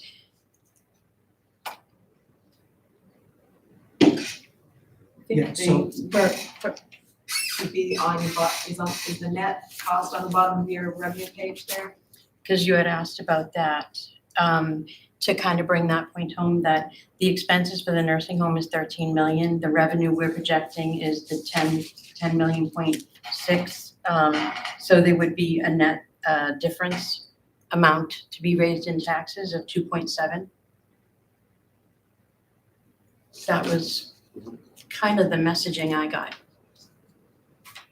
So walk me through how we came to the new revised revenue amounts for resident resources. I see it looks an awful lot like the 2019 actual. Yes. Explain to me why it would be exactly that. It was the only place that we had 100% That's capacity. right, that's the last time we had 100% capacity, And those rates have not increased at all? not the No, resident No, resources. 5 years, we haven't gone up. Still $300 a day private pay. Okay. Shelley, when will the next scheduled increase in that rate be? We This is the- probably would have been Is this the looking, $70 that they keep? The resident resources? It's not the private pay. I'm sorry, it's not private pay, it's resident resources, so it's annuities like AARP, Bankers Life, that type of thing. Their social security, Pensions they might have. pensions, yeah, sorry, I was giving you private pay. If the rate stays constant? Private pay rate, yes. No. No, the resident resource. rate. Oh, Do we have any reason to So- think that will go up or down since 2019? I think it would go up because resident resources, people's pensions are higher than what they were before, right? Oh. Well, and don't they pay And from they- that deemed based on what they are paying, getting paid? So like you might be getting paid something from Medicaid, so if those rates fluctuate, then the resident resource would adjust for that too. Yes. So then that amount should not be exactly the same as 2019. I mean, It would be I'm open to slightly- anyone's better It was, guess, it was honestly. I don't have any trying to get a idea. projection. Yeah. I have no idea what people's amounts are gonna be, what their resources are gonna be when we do start taking admissions in 2 years later from what it used to be. it would kind of make a difference what Medicaid was paying for that person, and it's really kind of hard to know. But it could fluctuate. Well, the Medicaid rate, we know that that's gonna go up in January. That's gonna go up to $206. So that's been 189, 202. That's Now, the next line? Medicaid, Yeah, yeah, in January, that cost will go up. That reimbursement is gonna be 206. Goes from 202 to 206. Yes. So So maybe that number could be 3,600,000. 600? Would that be reasonable? If we had 100% occupancy? yeah, I mean, it will go up. These are all kind of projections, guesstimates. So As best here's we my can. concern with what we have, right? So we've projected 2022 revenues, which we're saying is at full capacity, but yet it's less than what we projected in 2021, and it's less than we projected in 2022. And I understand the pro share piece, but in 2021 and 2022, the pro share is $2 million. So I don't feel comfortable that we have revenues that are projected at full capacity if we're still less than, right? Yeah, I mean- so you're 65 residents as of today, 64, 64. Max capacity is 94. 94, yes. How many people or how many individuals are on your waiting list? 71 plus. And there's absolutely no way to accommodate any additional people right now. No. You simply don't have the personnel to take care of these people. No, We're I don't- operating in fear of reducing that number. We have no confidence that we will be adding residents. I think you heard that from Shelley at the last meeting. So the revenue line has to be adjusted then because Well, it has to be adjusted up because we budgeted for full capacity and fully staffed, and that's just not gonna happen. which is what the discussion was that we had 2 weeks ago. And so we need the projected revenues to line up with projected fully staffed expense. Yeah, I don't see how we're on any pathway to increase occupancy. So if So- we can't get the revenue numbers to where we believe they would be if they're fully staffed, then we have to go through the expense and budget to where we are actually expecting revenue. And in reality, it doesn't actually work that way because we are asking to have a lot more money so that we can try to pay our staff. And we're not gonna have the We're only gonna occupancy ask for the amount of money for the staff that we have, that we think we should have. that we're trying to hold on to in that, which is a So- lot more. But it's not as So- much as this So if we're budget. gonna do that, and we're gonna request to be fully staffed, then we need to anticipate revenues to the same level. Otherwise, we're not budgeting apples to apples. It just hurts us a lot when we know we won't collect these revenues. It only hurts us if we also expend all of that's requested. So if we get appropriated $13 million because we think we're gonna be fully staffed, but yet we remain only staffed at a 60% or 65% level, then we're only gonna expend at a 65% level, and we're only gonna receive 65% of the revenue. So your fund balance is not affected because you're gonna have operational savings that's gonna be offset by unrealized or uncollected revenues. The net is still gonna be the same. Hopefully, we'll be paying more money for less people. So we do not expect to be at full staff. We never are. We couldn't hope for that. But we do. Then we should not budget for it. Right, and Okay, every then- year you look at that number and that's say, what- is this full staff? We But that's say, not yes, what we you come. decided 2 weeks ago. Right, so I'm So- just responding to whatever you would like to do. Well, I disagree with you because we don't have revenues that are reflected at 100%. Well, I If you would like to continue to disagree, then we can continue to disagree. The bottom line, So Deborah, that's not is fair enough. the accounting numbers have to jive. We are not here to give you a number. okay. We are here to review the numbers that you as the department heads brought forth, and I don't believe that they're accurate. You, okay. So do you wanna go through these, with the nurse home administrator and increase them? I don't know anything about the nursing home revenue, so I can't sit here and guesstimate what they're gonna be. So I am not inclined to arbitrarily move those numbers. You had the first guess, the first The first column is column. what we believe they were gonna be. Okay, and if we're gonna stick with those, then we need to go through line by line with the expense and adjust that down to current staffing levels. And I think that's more justifiable, that makes more sense to me, frankly, that's, And we run the risk of not having enough funds to, well, I hope Attract. you'll recommend enough So- funds to attract. I mean, I think if we do that, I mean, we have absolutely no way, I mean, assuming that we can admit more residents. I mean, if we go down to simply budgeting on the basis of current staffing, we wouldn't have the staff to increase. Correct. I thought we went through this the last time, and I don't know that we have to go for 100%. But I mean, I think if we're so pessimistic that we're going to take the view that it's going to remain as it is, I mean, we're basically on the road to closing the nursing home. Mhm. And I'm not willing to concede that right now. I mean, it does not look good.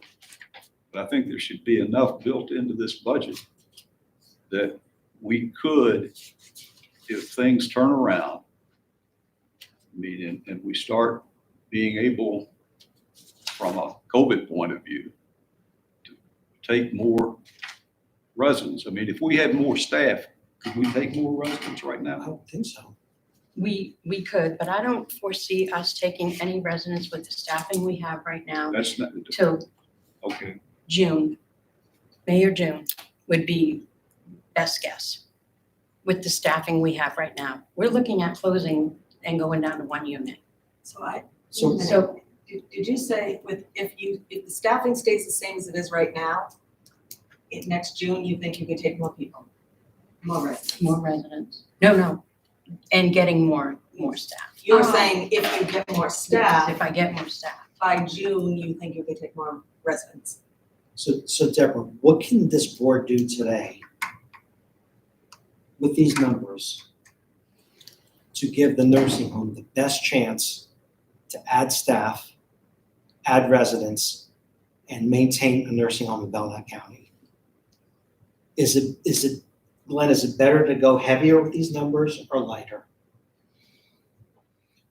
There needs to be a balance between the revenues and expenditures, right? So just looking at the 21 budget, the 21 nursing home revenues compared to the 21 nursing home expenditures, we, delegation, asked the taxpayers to fund $283,149.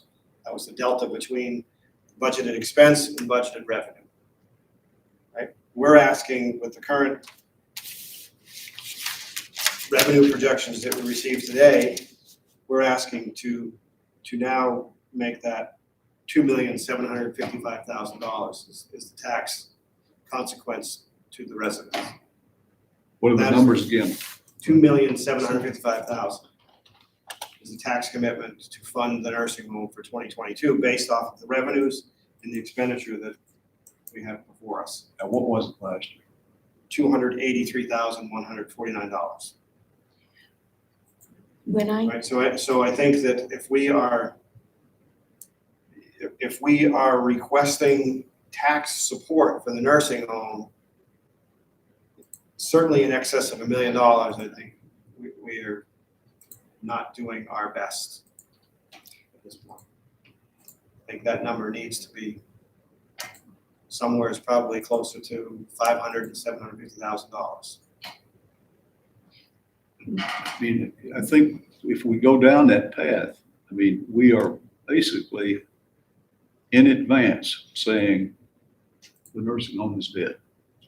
if we reduce the expenditure to get that number to $1 million, we are, right? So we have to take $1.7 million out of expense. Either that or we need to find another $1 million in revenue, possible revenue. That assumes that the nursing home will cost the same to operate next year as it did last year, which we are proposing is not at all the case. That it's going to cost a lot more to run the nursing home. That's not my discussion point at all. My discussion point Right, is, so I'm just telling you is that's what level of support of the taxpayers are we going to ask Belknap County? Where last year we asked them for $283,000, this year we're asking for $2.7 million. If that's the case, then I think then, to your point, Hunter, then I think the discussion becomes much greater and much more prevalent about the longevity of the nursing home. All right, my thought, if I can, and this is off the top of my head. I mean, we're rolling the dice in hopes that we get lucky. And I think we can anticipate, I mean, we're projecting a scenario of improvement. I don't think we're going to be back to 100% by any means, but if we make a last ditch effort to save the nursing home, we should be able, before the year is over, and I think if I heard Shelley right, I mean, if this thing is going to turn around, she might be in a position, if things improve, to increase the residency in June and hopefully generate more revenue during the second half of the year. So it strikes me that what we, and we can tell the delegation what we're doing. I mean, and if they want to close it, to me, that's on them. I, as a commissioner, and I don't know how the other two of you feel. I mean, I want to take one last shot at saving the nursing home. I think it's an incredibly important thing to the people of this county. It's a home of last resort for a lot of people in Belknap County. And I believe that the taxpayers would actually want us to roll the dice. And we don't have to be sneaky about it. We can, when we present, I mean, I would trust you to explain the numbers. I think you're very good at it. And I mean, tell them what we're doing. And we are hoping for the best. And this is a last gasp. And I think that's what this is. I mean, that's my thought. What would be the target in June for the number of residents to get the revenues where we would like them to be out there? Would you have to go from, Shelley's at 64 now? So would she have to hit 80, around 80 I have no idea. to give us a fighting chance here? No? Okay. What about 75? Shelley? When I was just wondering, when I gave you the numbers for this 2022, for the 9 million, that was at 65 residents or 70% capacity. So we've been saying that amount for a long time. If we looked at the expense side, it would be mostly wages that we'd be looking at because we would have lesser staff, which we have now. So wouldn't we be able to cut the wages down here with that to make it more equivalent of matching? And then that would also bring the numbers down for what we would need for a deficit loss. The risk of that is then not having enough appropriation to attract the best and brightest and Okay. retain them. Right, so that's Yeah. kind of a double-edged sword. Yeah. Maybe, Do you ever, go ahead, sorry. I was gonna say maybe, because the one thing, this discussion on Saturday was well aware that wage number, we always project what it would be if we had 100% of our staff, all positions filled. We don't have anywhere near that. It's suffering. We know the only way we're gonna get there is to pay them more than we're paying now. So we're hoping to keep some money in here to be able to fund the compensation study when we get those results in May. And I thought that was the understanding, to just leave the number, because We're gonna increase wages. traditionally, you would reduce it to what is reasonable, and then it goes to the delegation where they cut it to what is not reasonable. And so we're afraid of that happening. But losing my point, I guess my whole point was the compensation study, we're gonna have a result in May that is likely gonna say in order to continue operating a nursing home in New Hampshire, you're going to have to pay more money than you're used to paying. And they'll tell us what it is, and we hope to have that money already in the budget. But maybe if we don't, that's when I think, be looking for a supplemental appropriation, because our employees are gonna also hear that. And so we will really need to heed their recommendation, I think, at that. And maybe we have the money in the budget, and maybe at that point we consider a supplemental. I'm not sure that I'm agreeing. I think to some degree, at least I am. I mean, the more I think about it, I'm willing to ask the delegation to give us full budgeting. I mean, budgeting on the basis of 100%, and tell them what we're doing. I mean, we want enough money in the wage lines that we can be competitive and hire the staff that we need to get this operation back to a viable level. And we're admitting to you exactly what we're doing. And it's a gamble. And it's a gamble that we think the people of the county would want us to take. I would think they'd accept that tax burden. And you know what? If they don't agree and they want to shut the place down, it's on them. But we're not doing it. I mean, that's the way I feel. I agree 100%, and I think for us, what we need to put forth to the delegation is, as well as to the residents, is what's the variance between revenue and expense? So what level of support are we asking for tax support? Right, so right now we're asking $2.7 million. I believe that is too large of an ask. So I guess I don't. I mean, we won't use more of it. I mean, the fund balance is disappearing. I mean, this is a last chance. We need as much money in there. And I mean, this would be, if we hadn't had the crisis, this is what we would be asking for. Well, now let's give it to us and see if we can get this, get the nursing home back on its feet with, and you know, if you want to tinker with the number, I mean, take it down to 2 million. But I mean, we admit this is money that we are asking you to give us to attempt to recruit the staffing that we need to keep the nursing home alive. I agree, Hunter. We do have to tinker with this number to make it even semi-palatable to the delegation. And I respect that this will be a difficult decision for them. Deborah, if we pair, so Glenn, last year, the tax load was 283,000. Let's say we reduced this request from 2.7, if we downscaled it to 2 million, the net difference would be about 1.7 million, right, to the taxpayers from 21 to 22? If we did what now? Well, The difference right now is 2.7. oh, that's the difference, including the 283 expended last year. It was 289, so put it up there. 289. There's last year's expense less the revenue. We raised 289,000 for the nursing home. This year, the current numbers are expense 13.4, revenue 10.6, and that would require taxpayers to pay 2.7 million. So Deborah, So we're adjusting Where's the the- full-time wage.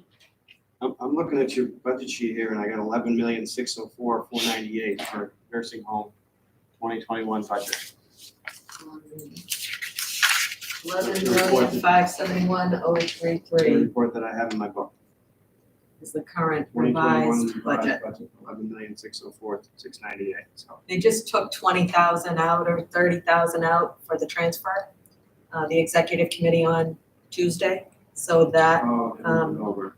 yeah. That's not updated. that's probably the difference. Has to be the difference. Do you have, by any chance, what the 2020 actual expense was for the nursing home? Because I have the actual revenues here in front of us. The 2020 actual nursing home expense was 11,235,196. So that was actually a gain. Revenues were higher than expense in 2020. There was no tax burden. Right, because It was $700,000. Was it pro share? It was $700,000 that's Here's money. offset. Did ProShare factor into that? ProShare did a little, not much. Not much, is what, CARES about money? 100,000? Collection. 692 cares. Yep, that's some of it, definitely. CARES money, that's all of it. Yeah, that along with the couple 100,000 of ProShare. And there's no CARES money coming So along the that- So in pipeline. essence, in 2020, take out those one-time fees, it was revenues covered expense, basically. So it was a net, almost net zero. Yeah, I think that was like one of the So we first went times. 2020 from net zero, 2021, a budgeted tax burden of 283,000 to 2022, we're at 2.7 million. It's not. I think it's, not a Hunter, I think reasonable it's, I think it's too big to swallow. It's not. We have to revise that number down. It has to be I mean, north of the 289, but south of the 2.7. You know, we want to bet on the nursing home and its survival, but we have to hedge the bet for economic reasons. So 2 million. Yeah, to me, anything more than a million, I think, is we're not helping ourselves. And so with that, Are you looking at full-time wages in nursing? no, I'm just looking at revenue, right? So revenue, if revenue was increased by, 1.75, somewhere in that ballpark, we would get to $1 million deficit, right? Yeah.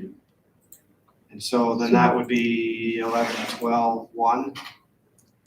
Projected revenues would be 12.1 against 2020 actuals of 12,098,000, which looks a lot like 12,000,001. Deb, in a pinch, couldn't we dip into the ARPA funding as needed and go before the delegation and appropriation for the nursing home? We still have over 9 million left, I believe. We've only spent 1.1. Yeah, we could use some for, there's nothing that would prohibit using it for operational expenses.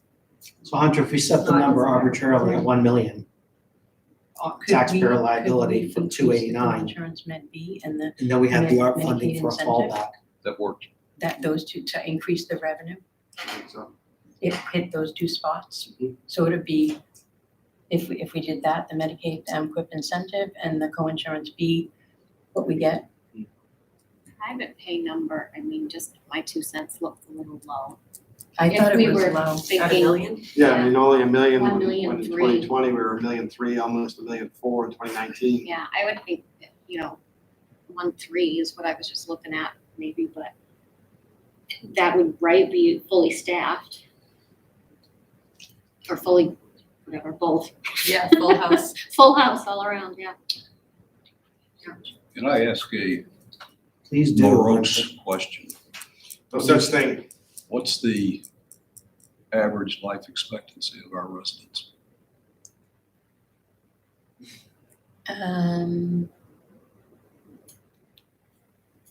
90, 92. No, how long? Number of how lengths long or stay? years. Oh, Length of stay. I'm sorry. Not that easy.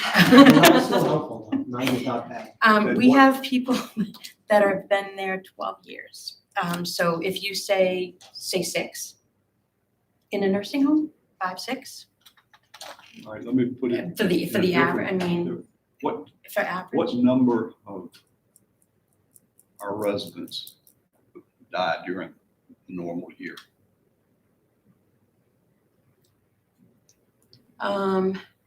Maybe 12, 10 to 12. Hunter, the last normal year would have been 2019. I think 2021 would be outliers with the pandemic statistically, wouldn't they? We didn't have. But we many didn't last have year. any, we didn't have any COVID deaths. Okay, We then, didn't then have a single strike one. one.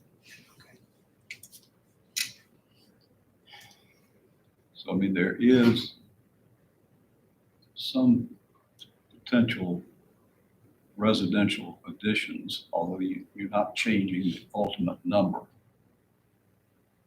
I'm not sure where I'm going with this. I don't like asking questions. When you reach my age, this is not a subject that I particularly am inclined to pursue. We're on the same I train. throw in another, just another thought that if we were able to attract, recruit a full staff to allow us to take more residents, we would not do it at the numbers, you know, if it were even possible, the budget number that's in there assumes current wages, which we know are not sufficient to attract any staff. There's not any question about that. We haven't had an application in months. We're getting nobody hired at our existing rates. Right. And our whole budget for next year assumes we continue paying our existing rates. The study So committee is gonna probably recommend an increase of 40 to 50% in nursing home wages, would you say? Yeah, I was thinking, I don't wanna guess at that. I think the lower end of the scale is gonna double. And the higher end is gonna go up some, but. So my point is that wage number that's in there, while it's a huge number, it is already a compromise. It's maybe halfway. It might allow us to attract some staff, enough to be able to add some residents. I'm saying, but You know, we all wanna put Shelley in the best position to succeed going forward for 2022. The best way to arrive at that decision, I might be a little bit out of ammunition on this. I'm really not quite sure where to go. You know, Glenn, we can set an arbitrary number, revise that tax liability number from 2.7 to 1 million. If, you know, Laura, you said something about 1.3 million. Was that a different conversation? No, on the private pay, it's at $1 million. I'm sorry. Yeah, it's at $1 Yeah, million. $1 million. I can't see, I should say that, but private pay is $1 million, and just looking through the numbers quickly, I would think that should be more like 1.3, actually. And then the other one that I'm just noticed was, I think Part A, Part A. not co, but Part A, I would think would be more like 700,000. So Because if we open up and we start taking more residents, we'd have skills. Right, So we could increase the amount there. right. So Glenn, what if we, even though when we were full, it was in 663 2020, last in year. 2021, But the before that, it was tax burden was $289,000 Belknap County taxpayers. It's all Based on fiction, so- These projected numbers, the tax liability for 2022, the Belknap County taxpayers is 2.7 million. What if the three of us could reach a consensus that we submit a number of 1.3 million to delegation and say the additional tax burden, it's very simple arithmetic from 2021 to 2022, is $1 million. This is what we're recommending. And as Hunter says, the ball is in their court. If we get any deeper into it next year, if we hit another crisis point, we do have the ARP funding to fall back on in an emergency. I'm not opposed to that. So maybe Hunter, that's the best way to go. I- We go with, I know it's arbitrary, we're just, And to Throwing reach the stuff number, you're thinking increasing the revenues, Revenue. right, not touching the expense, but increasing the revenues to hit the 1.3 tax burden. I mean, I don't know if it's doable, but there might be a recovery in the Well, spring. we can do it. We can make them whatever you want. I don't like to I fool wonder around. if but really- in the fall, if we can revise revenues like towns and cities can, because that's where it's gonna matter. If we don't have enough in our fund balance to cover the loss in this revenue, that's where it would hurt us. But if we can reduce our revenues at that point, we'll have, 6 or 7 months of experience. We can see how it's That gone. could give you enough cover. Yeah, and then, that's when it would. Well, I think maybe that's the best way. I mean, we're all stick handling in the dark here. I'm not sure where we're going here. I'm with Hunter. I know things look dim, but I always like to Gotta stay get a number up there. optimistic. And with the third vaccine and the kids getting vaccinated now, maybe we'll come out of this. Maybe the market will shift. Maybe more people want to come out and work in this profession. It'd be nice to know what the recommendation will be from the study committee, but I would say they'll be recommending at least a 50% increase in wages on average in the nursing home. But I don't know, Hunter, Glenn, I don't.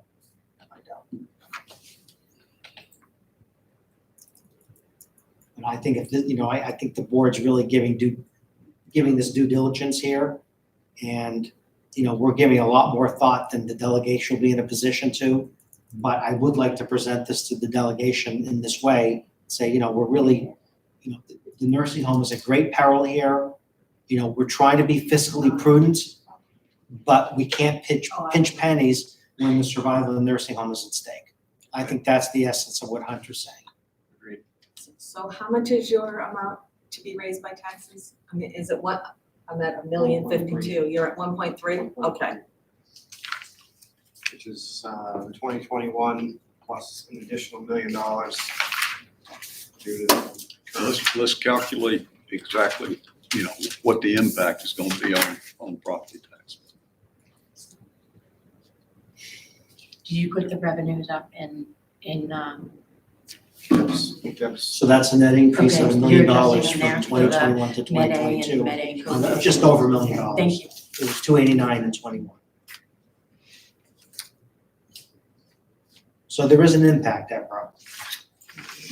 We're sensitive to that, we're aware of that. We're also trying to keep a nursing home in Belknap County. More in revenue.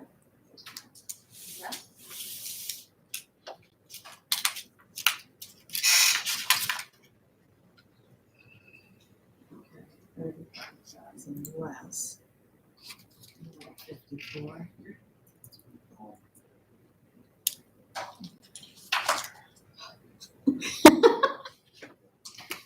All right, well, we'll get you there.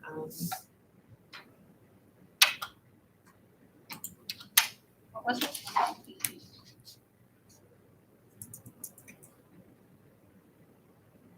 There you go. Will you buy $1,300,140? Gotta get rid of that 140. Okay. Perfect. So I think we should go with it and You see got what it. happens, yeah. And at least we have a fallback position with the ARP funds in place. Without that safety net, it would be even more difficult to come up with this.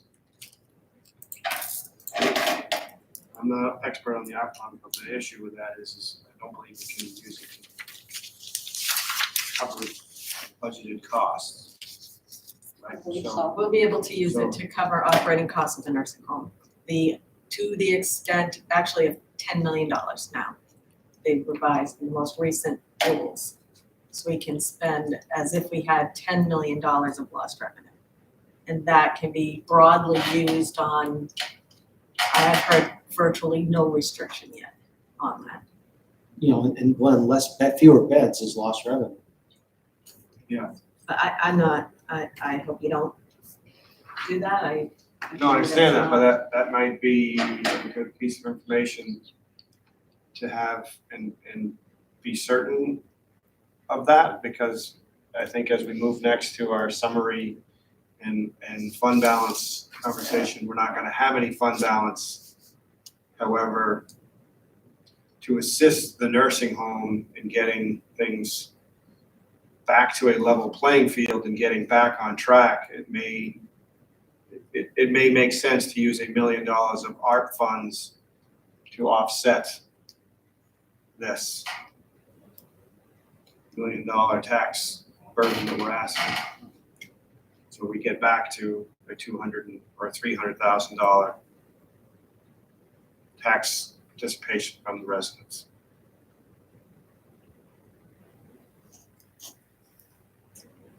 So how do we structure that?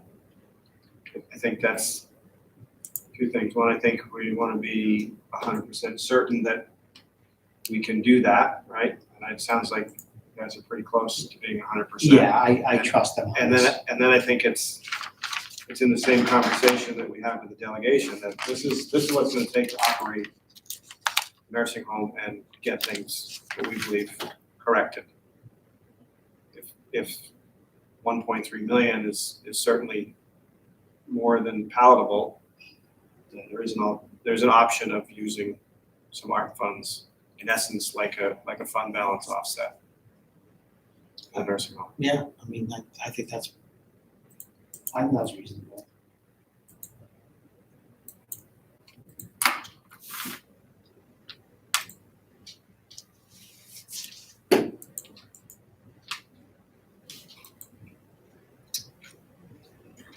I mean, we have the ARP funding, Deborah, as insurance against what we're trying to do here. This gives us cover. And it gives the delegation more latitude when you get right down to it. All right, Eve, you got this number looks a lot better now with that new revenue number.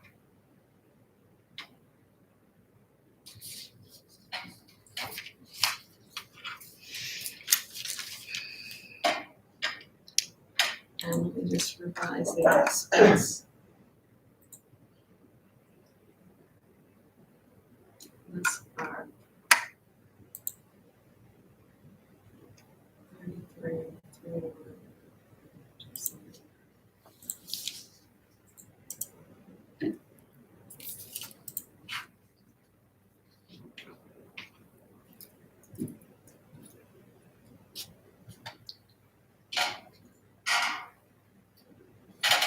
All right, I mean, the $33 million number, based on the speed bumps we're dealing with here, I mean, that doesn't jump out to me as outrageous. And I've sat on the other side, and looked at these numbers from a different position. And based on last year's budget, that is not outrageous. Based on last year's budgets in other counties, this would still be the lowest appropriation in the state. And we're always low. Always, ever Always since been I've been on Yeah. Board of Commissioners. No, it's always been lower. I gave you a list of, I think you had asked at the last meeting for what constitutes the 5% increase basically in expenditures, so that's in the letter I sent to you. Yeah. Do you want to vote on the nursing home revenue and expense numbers? I'm ready. Glenn, how do you feel? I can. So I'll put forth a motion that we accept these revised totals as discussed. And the total number again, Deborah, for the latest, the very latest. The expenditure number is 13,452,140. Then my motion is to accept the nursing home budget for fiscal year 2022 of $13,452,140. 452,000. Yeah, $13,452,140. Second. All in favor? Aye. Aye. Aye. Motion carries. And the revenue number is 12,152,000.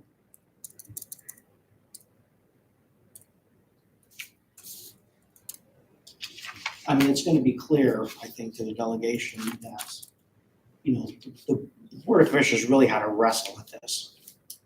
You know, I mean, speaking for myself, I expend a lot of gray matter in trying to figure out, you know, the best way. I mean, this is my first county budget. Is it always like this, Hunter, Glenn? Is it? I mean, I think It's always a tractor pull in some of these departments. Glenn, have I don't think, I don't think I've ever been in this spot. No.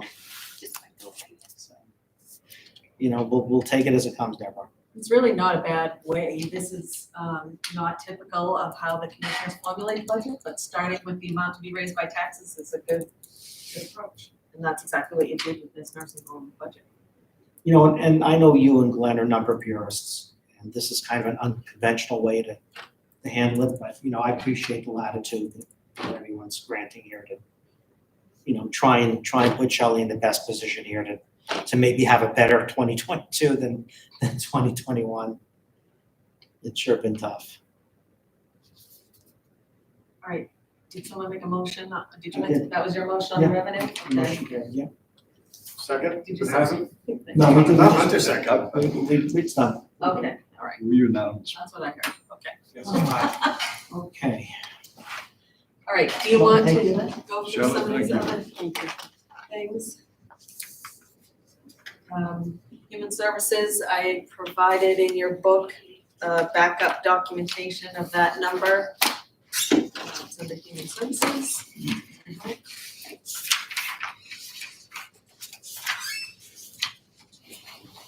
I added a page basically showing that we are factoring in a 4% increase, July 1st. That's a reasonable number. That's what we factored in last year. It didn't end up being 4%. It was somewhere closer to 3.5. I don't know how to predict if what else that might be.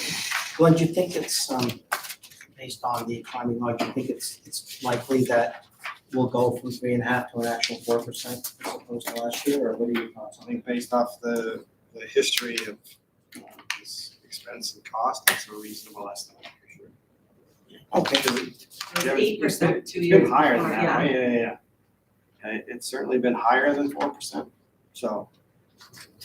So 4% would actually be a good outcome, we wouldn't complain Yeah. about that.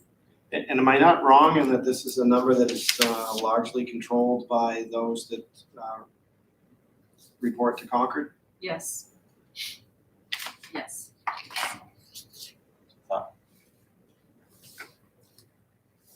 There it is, okay. The next thing you had requested is, an inventory of the computers scheduled for replacement. So under the IT tab, there's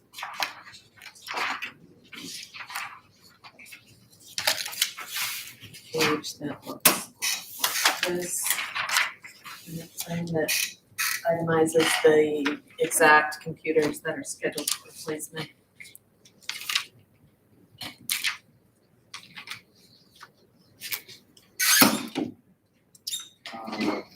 The MDTs that are in here, are those replacing his existing? That's why they're in here and not in his budget? Those replacements of existing units that are aged probably? Yes, anything in here, yes. None of these are new. Debbie, how many years do you expect to get out of these computers? Is it 5 years? 5. Yeah, we have a long history of doing this, and 5 years has worked for us. Okay. Let's see, all right, what else? Outside, I don't know that we have this in here still. The outside agency, that backup, I don't have it. Okay, That's all the right. email, not that one. Okay, thank you. I don't know, I'd rather skip to fund balance, can we? I mean, the outside aid, I mean. Yeah, they're gonna have to support their, So the history of the outside agencies is we as the commissioners haven't really weighed in. It's really on them to make their argument to the delegation. We have been, in essence, supported whatever the recommendation was. So that's really the traditional way of handling it. Yeah. I don't think the delegation objects to that, if I remember. Yeah. Okay, good. All right, so we can check that off. all right, I put the fund balance up here, I actually think I printed it too under the summary tab for you, okay. And, you know, if you're gonna follow your policy, there wouldn't be any use of fund balance. Because our threshold is 2.5 million? It's 3.5 to 5. 3.5 to 5, and then we'd use, in essence, the current year surplus, or projected surplus, and that would be our recommended. Right, no more than what was contributed. And so that's gonna be a negative number. So we'll go backwards. Um, Wow, I don't even want that in my book. But thank you. Sure. All right, non-union wages, it's kind of abstract, it's actually this point, but the whole budget has been prepared with 4%, potential for 4% step increases for non-union employees.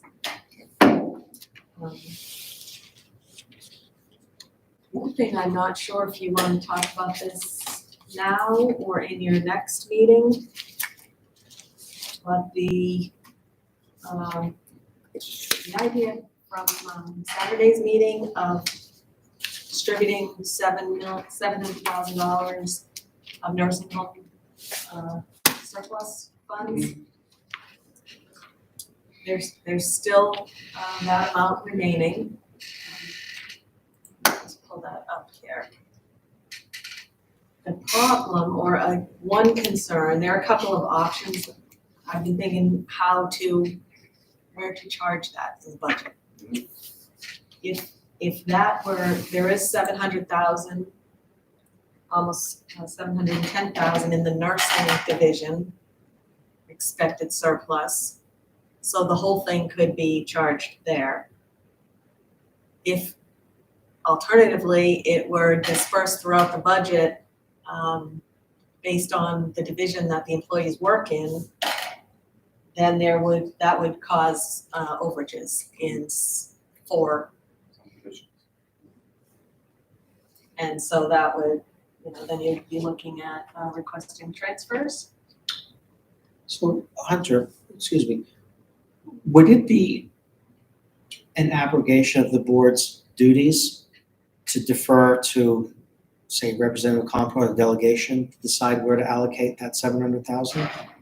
I would check, please don't do that.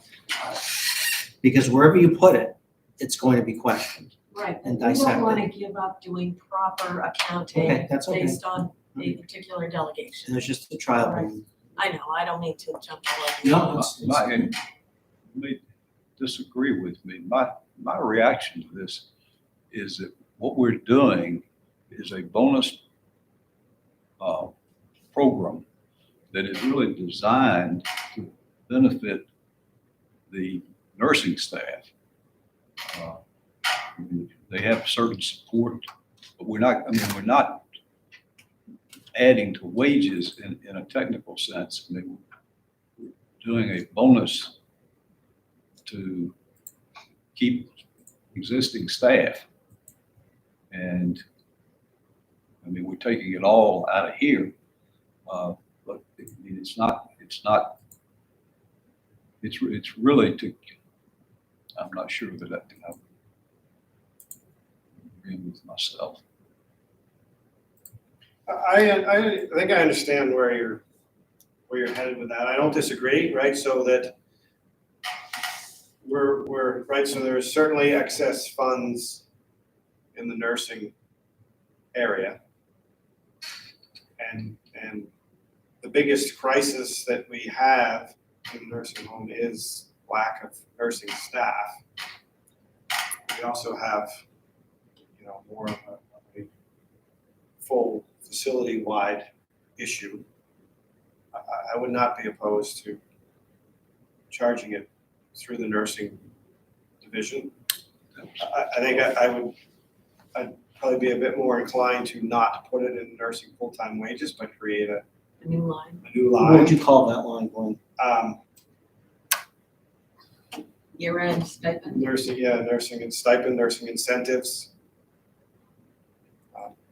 incentives, In support of nursing. right? And so then at least, because we certainly want to be transparent in anything we do. Right. And so that's why I would certainly advocate, hey, let's put it in a separate line, so it's clearly gonna stand out, and hey, this is what we did, and here's why we did it. And not that it got blended in with full-time wages, and now it looks like you don't have a staffing problem because you've expended all your full-time wages, so how are you saying you have a staffing problem, right? So our message doesn't match, or the numbers don't match the message. That's not at all what we wanna do. Could we do it as a, Lori, as a, like we had the Project. project 40,000, could we make a project 45,000 or something? Yes. So it would still all get, we'd be able to print reports showing it separately, isolating what that amount was, but it would also be part of that nursing division. So you could report on the individuals that actually got it or where it went, so hey, Yes. here's where. And it would roll up to that, regular division. And it would be based on I would think anyway, we would separate it based on full-time or part-time people, but within those two categories, you would have that project, so. Yeah, I came up with a,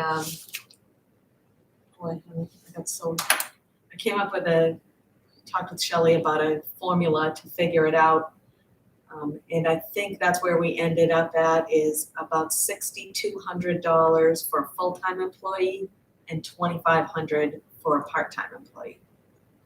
There aren't many part-time employees, of 19, including the registry, so this would be the first time the registry employees will actually get a bonus, which will make them very happy. Is it a one-time? It's a one-time payment, but we'll be reserving, you won't like it, there'll be some, because they need to be here for a year. So we tried to think about what is the most we could hope for in new employees between now and the end of the year. We agreed on 10. And so we want to reserve that money so that if we hire 10 new people between now and December 31st, once they're here for a year, they'd get their stipend at that point. And it would just all be encumbered, so it will be assessed against this year's budget. That could be a good incentive for somebody to come aboard. And we've so far had, I think she's got 3 people who have agreed to be vaccinated before the deadline.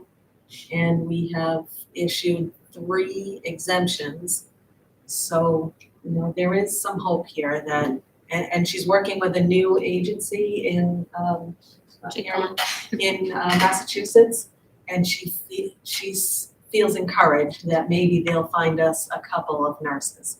And if we can get 2 nurses, in addition to the one who's been granted an exemption, we won't have to reduce our resident size. So there is some hope. Well, I think Hunter had it right a little while ago. He says, we, as dim as it can look with the nursing home, it's really important to remain optimistic, cautiously anyway, and certainly hopeful, because it can get better, but, you watch the news every morning. I know we all do. And, I thought it was very telling, first of all, the bad report on the New Hampshire hospitals, where they're inundated again with COVID patients. And then, John Deere was on strike for a few weeks. So the 10,000 employees, so they settled that strike and they got everything. They got their COLAs restored. They got pension enhancements, retirement benefits. They got a 4% increase right away. And they got everything. And that's just really where we're trending here. Yeah. And that is that's the best argument for when you're explaining why the cost of the nursing home is up. That's what it is. It's an What is employee market, right? You buy Everything's turkey up, for and that's Thanksgiving, what isn't up? But this idea of employees, the workforce shortage, that's really changing a lot. I have it stuck in my head from one of the Lakes Region Task Force that said as long as we're competing, as long as our nurses, we're competing with McDonald's and Domino's, then the whole conversation is, things have got to change dramatically. And that's what's costing us, that's what's costing us so much money. Well, we'll do our part, we have, and they're Yes, you gonna have, have. their one or the other, they're gonna have to figure it out and do their part that way.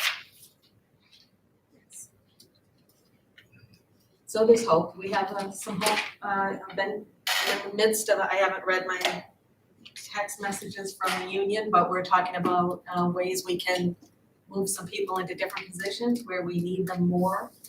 We have some positions that we don't need due to the low population, but we can certainly use them in other areas where they are qualified. The contract prevents that automatically, so we're, hopefully, we're gonna work that out. Who's dealing with what you, It's the nurse home union. So for this proposal, you're gonna bring that back at another meeting, right? So Yes, I'll put it in, Okay. in a policy form. Okay. And it'll be a one-time. Yeah, and I think that will.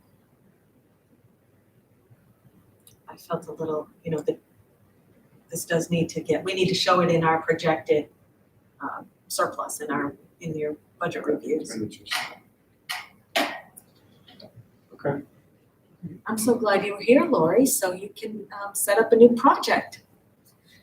Believe it or not, I'm happy to be here. I believe it.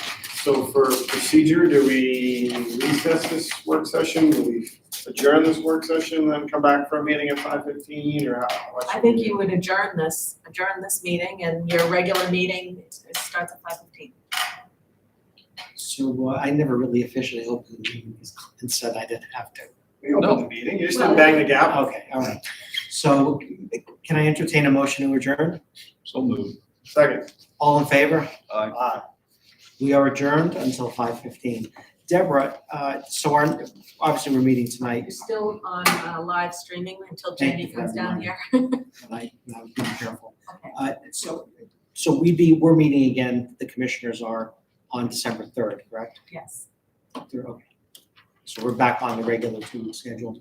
And how's that gonna work over Christmas? What date does Christmas fall on this year? We must meet again on the 17th. So we meet on the 17th. You make the 2nd and the 16th. Is Christmas a Friday? Christmas is a Saturday, so So it's the 2nd, December 2nd and 16th. is December 2nd a Thursday? Yes. So we're meeting on January 2nd. On December 2nd. December, no, that was December 3rd we're meeting on. No, it's the 2nd. So, The 1st and 3rd Thursday. excuse me.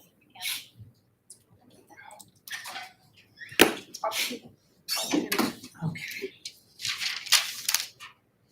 You missed all the fun. You guys are back around too? What was the fun? We've had a great time.